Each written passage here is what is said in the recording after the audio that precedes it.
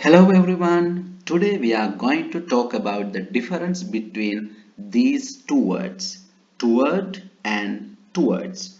Watch the full video and you will get a clear idea about the difference between these two words.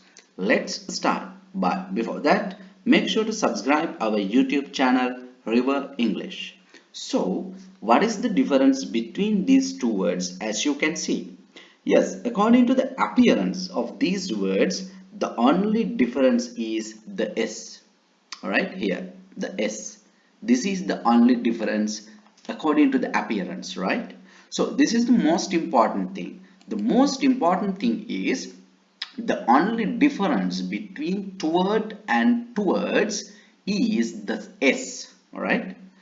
Both spellings are correct and they mean the same thing. All right, same thing. It means they give the same idea. There is no any difference between in the meaning. All right, the difference is only the S. All right, so there are other two important things.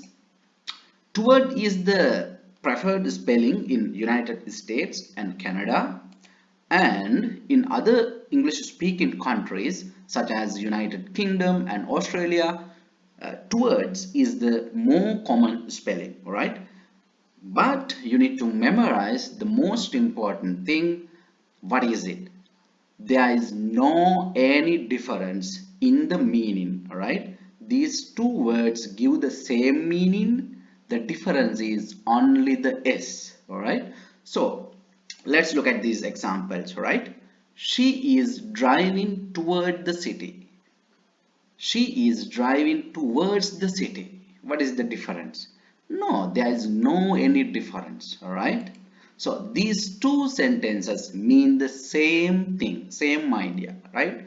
No difference in meaning, right?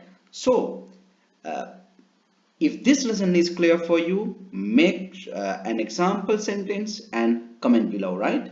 I'll check it. Make sure to subscribe our YouTube channel and to press the bell icon